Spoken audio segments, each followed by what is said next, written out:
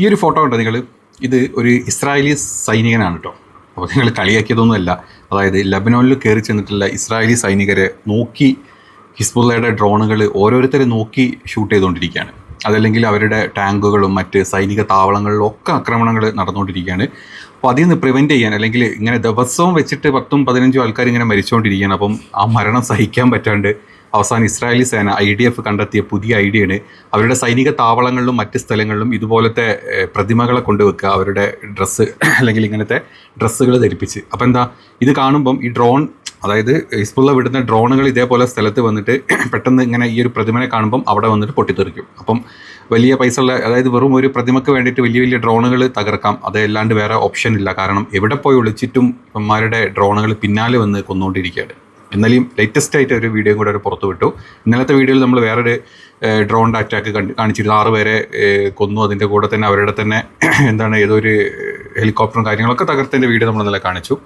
അല്ല, ഇന്നലെ കാണിച്ചത് അയൺ ഡോമിൻ്റെ ബാറ്ററി അതായത് പൊട്ടിച്ച് കളയുന്നത്. ഇന്നിപ്പം ഏറ്റവും ലേറ്റസ്റ്റ് ആയിട്ട്, അതായത് ഇന്ന് മീൻസ് ഇന്നലത്തെ പിന്നെ അവരിപ്പോൾ ചെയ്തുകൊണ്ടിരിക്കുന്ന പരിപാടി ഇതാണ്. കാരണം സൈനികർ വരുന്നില്ല. ഒന്നാമത് സൈനികർ യുദ്ധം ചെയ്യാൻ സൈനികരെ കൊണ്ട് വരാൻ പറ്റുന്നില്ല.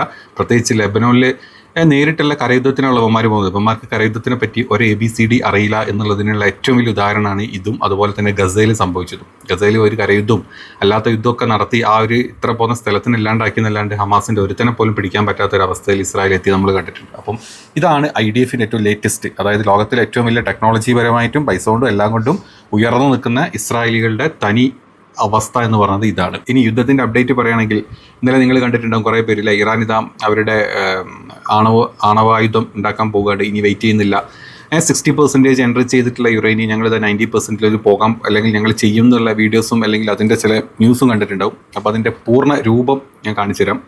അത് Iranian parliamentary foreign policy national security കമ്മിറ്റിയാണ് ഇങ്ങനെ ഒരു സംഭവം പുറത്തോട്ട് വിട്ടിട്ടുള്ളത്. അവരുടെ സ്പോക്ക് പേഴ്സൺ ആയിട്ടുള്ള ഇബ്രാഹിം റസാവിയാണ് ഇന്നലെ ഈ ഒരു പോസ്റ്റ് എക്സിലാണ് ഇത് പോസ്റ്റ് ചെയ്തിട്ടുള്ളത്. One of the Iranian post in the event of another attack could be 90% enrichment. We will review it. Okay, അതായത് ഇനി ഒരു അറ്റാക്ക് ഉണ്ടായി കഴിഞ്ഞാൽ ഞങ്ങളുടെ പാർലമെൻറ്റിൽ നെക്സ്റ്റ് ഞങ്ങൾ എടുത്ത് വെച്ച് റിവ്യൂ ചെയ്യാൻ പോകുന്ന കാര്യം, അതായത് 60-ലാണെന്നാണ് ബാക്കിയുള്ള ലോകത്തിന് അറിയുന്നത്. സത്യാവസ്ഥ എന്താണെന്ന് അറിയില്ല. അത് ഞങ്ങൾ ഇതാ 90%-ലോട്ട് കൺവേർട്ട് ചെയ്യാൻ പോവുകയാണ്. കൺവേർട്ട് ചെയ്ത് ഞങ്ങൾ വെപ്പൺസ് ഉണ്ടാക്കാൻ പോവുകയാണ്. സ്ട്രോങ്, അതായത് ഇതുവരെ ഇറാൻ പറഞ്ഞത്, അതായത് അമേരിക്കയും ഇസ്രായേലും അവിടെ വന്നിട്ട് യുദ്ധം ചെയ്തത് ഈ ഒറ്റ കാര്യം പറഞ്ഞിട്ടാണ് ഇവരിത് ഉണ്ടാക്കിയെന്നും പറഞ്ഞിട്ട്. അപ്പം ഇതുവരെ അത് ഉണ്ടാക്കിയിട്ടില്ല എന്ന് അവർ 100 വട്ടം ആവർത്തിച്ച് പറഞ്ഞു. ഈവൻ അമേരിക്കയ്ക്ക് ഇസ്രായേലിനും അറിയാം അവരെടുത്ത് ഉണ്ടാക്കിയിട്ടില്ല, അവരുണ്ടാക്കും ഏതെങ്കിലും കാലത്ത് എന്നും പറഞ്ഞിട്ട് അങ്ങോട്ട് കയറി അറ്റാക്ക് ചെയ്തതാണ്. അപ്പോൾ ഇനി ഒരു അറ്റാക്ക് ഇതിൻ്റെ പേരിൽ ഉണ്ടായിക്കഴിഞ്ഞാൽ ഞങ്ങളുടെ പാർലമെൻറ്റിൽ അത് ഡിസ്കസ് ചെയ്യും. എന്തിനിത് പാർലമെൻറ്റിൽ ഡിസ്കസ് ചെയ്യണം എന്നുള്ളതാണ് ഇവിടുത്തെ മറ്റൊരു പോയിന്റ്. അതായത് നമ്മുടെ ആയത്തുള്ള അലി ഖാംനിയിലെ അവർ കൊലപ്പെടുത്തിയിട്ടുള്ള ഇവരുടെ പരമോന്നത നേതാവായിട്ടുള്ള പുള്ളി കൂടുതൽ എന്താ പറയുക റിലീജിയസ് ആയിരുന്നു. അതായത് ഒരു ഇസ്ലാമിക് തോട്ട്സ് ഒരുപാട് ചിന്തിച്ച് അല്ലെങ്കിൽ അതിലൂടെ മാത്രം രാജ്യത്തിനെ മുന്നോട്ട് കൊണ്ടുപോകുന്ന ഒരാളായിരുന്നു. അതുകൊണ്ട് തന്നെ ഒരു ആണവായുധം ഉണ്ടാക്കൽ നമ്മളെ ഒരു ഇസ്ലാമികമല്ല എന്നുള്ള രീതിയിലാണ് പുള്ളി ഇതിനെ ഇത്രയും കാലം ഉണ്ടാക്കേണ്ടത്. അങ്ങനെ മതി, ഇപ്പം ചെയ്തോളം മതി, അല്ലെങ്കിൽ ഇവിടെ നിന്ന് അങ്ങോട്ട് ഇനി വെപ്പണിലോട്ട് പോകണ്ട എന്നുള്ള രീതിയിൽ ഇതിനെ ഹോൾഡ് ചെയ്ത് വെച്ചിരുന്നത്. ആ മനുഷ്യനെയാണ് ഇവർ ഫസ്റ്റ് തന്നെ വന്നിട്ട് ഇവരില്ലാണ്ടാക്കിയത്. അദ്ദേഹത്തിൻ്റെ മകനായിട്ടുള്ള മുജ്തബ കാംനി ആണെങ്കിലോ ഒന്നുമില്ല, നിങ്ങൾ ചെയ്യേണ്ടത് ചെയ്തോ, നമ്മൾ അടിക്കുന്നവരെ തിരിച്ചടിക്കുക, ആ ചിന്തയിൽ കൂടെ പോകുന്ന ഒരാളാണ്. പുള്ളി ആരോഗ്യനിലയൊക്കെ ഒരുപാട് മെച്ചപ്പെട്ട് ഫുൾ പവറിൽ മുന്നോട്ട് വന്നതായിട്ടുള്ള റിപ്പോർട്ടുകൾ ഇന്നലെ തന്നെ വന്നു. ഇസ്രായേലി പ്രധാനമന്ത്രി ബെഞ്ചമിൻ നെതന്യാഹു ചുണ്ടലി തന്നെ അത് അക്സെപ്റ്റ് ചെയ്തു, അല്ലെങ്കിൽ അത് അക്കോമഡേറ്റ് ചെയ്ത ഒരു വാർത്ത നമ്മൾ കണ്ടു. അപ്പം പുള്ളി ഇപ്പം പറഞ്ഞത് ഇനിയിപ്പോൾ അത് പാർലമെൻറ്റിൽ നമ്മൾ ചർച്ച ചെയ്യും, അല്ലെങ്കിൽ അത് ഞങ്ങൾ ചർച്ച ചെയ്തിട്ട് നമ്മൾ ആ ഒരു റെസിസ്റ്റൻസ് ഇത്രയും കാലം അലി ഖാംനിയെ പറഞ്ഞിട്ടുള്ള ആ ഒരു ഇത് മാറ്റിയിട്ട് നമ്മളത് കംപ്ലീറ്റ്ലി എൻറിച്ച്മെൻറ്റ് കഴിയുക. 90% ഇതിലോട്ട് എത്തിക്കഴിഞ്ഞാൽ പിന്നെ ഏറ്റവും ബെസ്റ്റ് വെപ്പൺസ് ഉണ്ടാക്കാൻ പറ്റും. അവരുടെ കയ്യിലുള്ള ഏകദേശം 400 കിലോഗ്രാം എന്ന് പറഞ്ഞു കഴിഞ്ഞാൽ 8 മുതൽ 10 നല്ല വെപ്പൺസ് ഉണ്ടാക്കാം എന്നാണ് അതിൻ്റെ ഒരു കണക്ക്. ഇൻ്റർനാഷണൽ അറ്റോമിക് എനർജി ഏജൻസി പറഞ്ഞ കണക്കനുസരിച്ചിട്ട് അവർക്ക് അത് വെച്ചിട്ട് 8 മുതൽ 10 വരെയൊക്കെ നല്ല വെപ്പൺസ് ഉണ്ടാക്കാം. പിന്നെ ഒന്നും മതിയല്ലോ, അങ്ങനത്തെ ഒന്നും ഉണ്ടാക്കി കഴിഞ്ഞാൽ തന്നെ പേടിക്കാൻ മറ്റു രാജ്യങ്ങൾ തൊടാത്ത അവസ്ഥയിലോട്ട് എത്തും.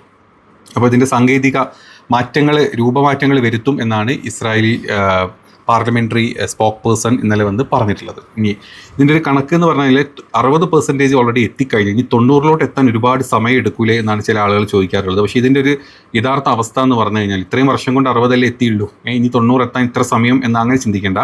90 എത്തുക എന്നുള്ളത് ഈ 30% കൂടെ. ഈ 30% ആദ്യത്തെ 20% മാത്രമാണ് കുറച്ചൊരു സമയം എടുക്കുന്നത്. പിന്നെ 20 അതായത് 80 വരെ 80-നും 90 എത്താൻ ദിവസങ്ങൾ, വെറും കയ്യിലുണ്ടാവുന്ന ദിവസങ്ങൾ മാത്രം മതി എന്നാണ് ഇതിൻ്റെ ഒരു സമയപരിധിയായിട്ട് കണക്കാക്കപ്പെടുന്നത്. അപ്പോൾ ആ അണവായുധം നിർമ്മിക്കുന്ന കാര്യത്തിൽ ഇനിയിപ്പോൾ അത് ചെയ്തിട്ടുണ്ടോ എന്നുള്ള കാര്യം നമുക്ക് പറയാൻ പറ്റില്ല. ഇവർ അതായത് ത്രട്ടൺ ചെയ്തിട്ട് ഒക്കെ ഞങ്ങൾ ചെയ്യുമെന്ന് പറഞ്ഞ് അതിൻ്റെ ഇടയ്ക്ക് ഇത് ഇറാൻ ചെയ്താലും നമുക്കവരെ കുറ്റം പറയാൻ പറ്റില്ല. കാരണം കംപ്ലീറ്റ് അണവായുധങ്ങൾ കയ്യിലുള്ള, അല്ലെങ്കിൽ അതിന് ഒരു കയ്യും കണക്കില്ലാത്ത ആളുകളാണ് അമേരിക്ക അറ്റ്ലീസ്റ്റ് അത് സമ്മതിച്ചിട്ടുള്ള കാര്യമാണ്. പക്ഷേ ഇസ്രായേൽ ആണെങ്കിലും അവരുടെ കയ്യിൽ ഇഷ്ടം പോലെ 90-ൻ്റെ മേലെ 150-ഓളം വരുന്ന അണവായുധങ്ങൾ അവരുടെ കയ്യിലുണ്ട്. പക്ഷേ അത് പുറത്ത് പറയാൻ പറ്റാത്ത, അല്ലെങ്കിൽ ഞങ്ങളത് സമ്മതിച്ചു തരാത്ത മറ്റൊരു രാജ്യമാണ്. പറഞ്ഞിട്ടും കേട്ടിട്ടും ഒരു തരത്തിലുള്ള ഇൻ്റർനാഷണൽ അറ്റോമിക് എനർജിയുടെ അണ്ടറിൽ എവിടെയും സൈൻ ചെയ്യാത്ത ഒരു രാജ്യമാണ് ഇസ്രായേൽ. അപ്പം അവരാണ് ഇവരുടെ ഈ കാര്യം പറഞ്ഞുകൊണ്ട് നിൽക്കുന്നത്. അതുകൊണ്ട് തന്നെ എത്രത്തോളം ഇറാൻ അതിനെ ഞങ്ങളുടെ കയ്യിലില്ല എന്ന് പറഞ്ഞു കഴിഞ്ഞാലും അവരുടെ കയ്യിൽ അത് ഏത് രീതിയിലാക്കിയിട്ടുണ്ട് എന്നുള്ള കാര്യം നമുക്ക് പറയാൻ പറ്റാത്തൊരു കാര്യമാണ്. അപ്പം അതവിടെ നിൽക്കട്ടെ. ഇപ്പം ഈ ഒരു ചർച്ച അല്ലെങ്കിൽ ഈ ഒരു കാര്യം സംസാരിച്ചതിൻ്റെ കൂടെ തന്നെ മറ്റൊരു പിന്നെ വന്നിട്ടുള്ളൊരു റിപ്പോർട്ടാണ്. ഇന്നത്തെ ദിവസം ഇറാൻ്റെ അസർബൈജാൻ പ്രോവിൻസിൻ്റെ അവിടുന്ന് മറ്റൊരു ഭൂകമ്പത്തിൻ്റെ പ്രകമ്പനങ്ങൾ ഇന്ന് പുറത്തോട്ട് വന്നിട്ടുണ്ട്. ഇത് യുദ്ധത്തിൻ്റെ തുടക്കം മുതൽ പല ദിവസങ്ങളിലും ഇത് റിപ്പീറ്റഡ്ലി സംഭവിച്ചിട്ടുണ്ടെങ്കിലും ഇന്നും അതിൻ്റെ, അതായത് 8-ാം തീയതി മുതൽ സ്റ്റാർട്ട് ചെയ്തിട്ടുണ്ട്. അതായത് കഴിഞ്ഞ 2 ദിവസം മുമ്പ് 8-ാം തീയതിയാണ് 4.4 മാഗ്നിറ്റ്യൂഡിൽ 8 കിലോമീറ്റേഴ്സ് ഫ്രം ഷെക്കാറിയാസി വെസ്റ്റ് അസർബൈജാൻ പ്രൊവിൻസിൽ ഒരു ഭൂകമ്പം ഉണ്ടായിട്ടുണ്ട്. അത് കഴിഞ്ഞ് ഇപ്പോൾ അതിനുശേഷം 10-ാം തീയതിയും ഇന്നലെ 12-ാം തീയതിയും മറ്റൊരു ഭൂകമ്പത്തിൻ്റെ ഒരു എഫക്റ്റും കൂടെ ഉണ്ടായിരുന്നു. 34 കിലോമീറ്റർ ഫ്രം ദൗത്തല്ലാബ് എന്ന് പറഞ്ഞിട്ടുള്ള സ്ഥലത്ത് നിന്നാണ്, ഇറാൻ നിന്നാണ് ഈ സംഭവം നടന്നിട്ടുള്ളത്. മാഗ്നിറ്റ്യൂഡ് ഏകദേശം 4.6 വരുന്ന എർത്ത്ക്വേക്കിൻ്റെ ഒരു പ്രഭവം ഇന്നലെ ഇറാനിൽ വന്നിട്ടുണ്ട്. ജസ്റ്റ് പറഞ്ഞേ ഉള്ളൂ. അവർ പരീക്ഷിച്ചതാണോ ഒന്നും നമ്മൾ പറയുന്നില്ല. കുറേ ദിവസങ്ങളായിട്ട് ഇതിൻ്റെ ഇടക്കിടക്ക് ഇങ്ങനെ വരുന്നുണ്ട്. ഇതൊക്കെ പരീക്ഷണങ്ങളുടെ ഭാഗമായിട്ട് ഇറാൻ പരീക്ഷിക്കുന്നതാണോ ഒന്നും നമുക്കറിയില്ല. ഏതായാലും ഇങ്ങനെ സംഭവം അവിടെ ഉണ്ടായിട്ടുണ്ട്. അപ്പോൾ അന്താരാഷ്ട്ര ആണവ ഏജൻസിയുടെ ഒരു അഭിപ്രായത്തിൽ പാശ്ചാത്യ രാജ്യങ്ങൾക്ക് ഒരു മുന്നറിയിപ്പ് നൽകുക എന്നതാണ് ഈ പ്രസ്താവനയുടെ ലക്ഷ്യം. അതായത് ഈ മറ്റ് രാജ്യങ്ങൾക്ക്, ഞങ്ങളെ തൊടാൻ വരുന്ന രാജ്യങ്ങൾക്ക് ഒരു മുന്നറിയിപ്പ് കൊടുക്കുക എന്നുള്ള രീതിയിലാണ് ഇറാൻ ഇത് പുറത്തോട്ട് വിട്ടിട്ടുള്ളത്. പാർലമെൻറ്റിൽ ഇത് ചർച്ച ചെയ്യുമെന്നും അന്താരാഷ്ട്ര ചർച്ചകളിൽ കൂടുതൽ സമ്മർദ്ദം ചെലുത്താനാണ് ഇറാൻ ശ്രമിക്കുന്നത് എന്നാണ് IAEA പോലത്തെ ആളുകൾ ഇപ്പം ഇതിനെപ്പറ്റി സംസാരിക്കുന്നത്. അപ്പം പറഞ്ഞ കാര്യങ്ങൾ ഇറാൻ വെറുതെ ഇതുവരെ ഒന്നും ഇറാൻ പറഞ്ഞിട്ടില്ല. അതാണ്, ഇറാൻ പറഞ്ഞ കാര്യങ്ങളൊക്കെ ഇറാൻ ഇതുവരെ ചെയ്തിട്ടുണ്ട്.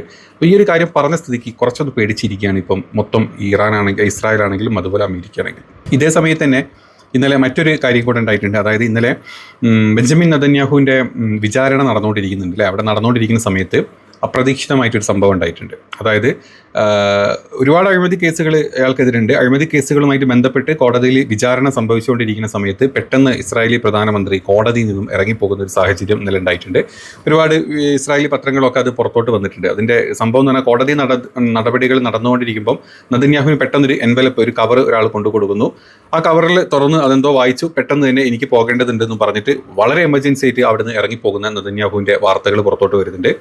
ഒരു രാജ്യത്തിൻ്റെ പ്രധാനമന്ത്രി കോടതി നടപടികൾ നിർത്തിവെച്ചിട്ട് നടന്നുകൊണ്ടിരിക്കുമ്പോൾ നിർത്തിവെച്ച് പോകണമെങ്കിൽ അങ്ങേയറ്റം ഗൗരവമായിട്ടുള്ള ഒരു സുരക്ഷാ പ്രശ്നമോ അതല്ലെങ്കിൽ നിർണായകമായിട്ടുള്ള ഒരു നയതന്ത്ര നീക്കമോ ഇതിൻ്റെ ഇടയിൽ നടക്കുന്നുണ്ടാവാം എന്നാണ് പല ആളുകളും പറയുന്നത്. ഒന്നുകിൽ പറയണം, അത്ര ആ രീതിയിലാണ് യുദ്ധം അവിടെ നടന്നുകൊണ്ടിരിക്കുന്നത്.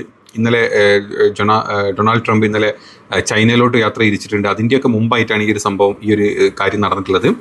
അത് എന്തായിരിക്കാം ആ ഒരു സന്ദേശം? അല്ലെങ്കിൽ കോടതി നടപടികൾ നിർത്തിവെച്ച് ഒരു പ്രധാനമന്ത്രി പോകണമെങ്കിൽ അത് അവിടെ ഇസ്രായേലികളെ സംബന്ധിച്ച്, ഇസ്രായേലിൻ്റെ നിയമ നടപടികളെ സംബന്ധിച്ച ഒരു ഗൗരവമായിട്ടുള്ള കാര്യമാണ്. അപ്പം അത്രയും രാജ്യസുരക്ഷയ്ക്ക് അതല്ലെങ്കിൽ അവിടുന്ന് നയതന്ത്രമായിട്ട് അവരുടെ എന്തെങ്കിലും എന്തോ ഒരു കാര്യം അതിൽ നടന്നിട്ടുണ്ട് എന്നുള്ള വാർത്തകൾ ഇസ്രായേലി മാധ്യമങ്ങളും മറ്റ് ഇൻ്റർനാഷണൽ മാധ്യമങ്ങളൊക്കെ പുറത്തോട്ട് വിടുന്നുണ്ട്. ഞാൻ ജസ്റ്റ് ഒന്ന് ഒരു അപ്ഡേറ്റിൻ്റെ കൂടെ പറഞ്ഞു പോയെന്നേ ഉള്ളൂ.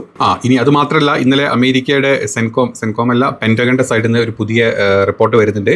എപ്പിക് ഫ്യൂരി എന്നും പറഞ്ഞിട്ടായിരുന്നല്ലോ ഇത്രയും കാലം യുദ്ധം നടത്തിക്കൊണ്ടിരുന്നത്. അപ്പം ഇനിയിപ്പം ആ പേരൊക്കെ മാറ്റി അതിനേക്കാൾ ഭയാനകമായിട്ടുള്ള ഒരു പേര് അവർ കൊടുത്തിട്ടുണ്ട്. ഓപ്പറേഷൻ സെഡ്ജ് ഹാമറോ, അതെ, സ്ലെഡ്ജ് ഹാമർ എന്ന് പറഞ്ഞിട്ടുള്ളൊരു പുതിയ പേരാണ് കൊടുത്തിട്ടുള്ളത്. അതായത് വെടിനിർത്തൽ കരാർ ഒക്കെ അവിടെ ഉണ്ടെങ്കിലും ട്രംപ് വൻതോതിലുള്ള സൈനിക നടപടികൾക്ക് പ്ലാൻ ചെയ്യുന്നുണ്ട്. അത് പുനരാരംഭിക്കാൻ വേണ്ടിയിട്ടാണ് ആദ്യം തന്നെ അതിന് ഓപ്പറേഷൻ സ്ലെഡ്ജ് ഹാമർ എന്ന് പറഞ്ഞിട്ടുള്ളൊരു പേര് കൊടുത്തിട്ടുള്ളതായിട്ട് പെൻറ്റഗൺ സൈഡിൽ നിന്ന് പുറത്ത് റിപ്പോർട്ട് വരുന്നത്. NBC ആണ് ഇത് റിപ്പോർട്ട് ചെയ്യുന്നുള്ളത്.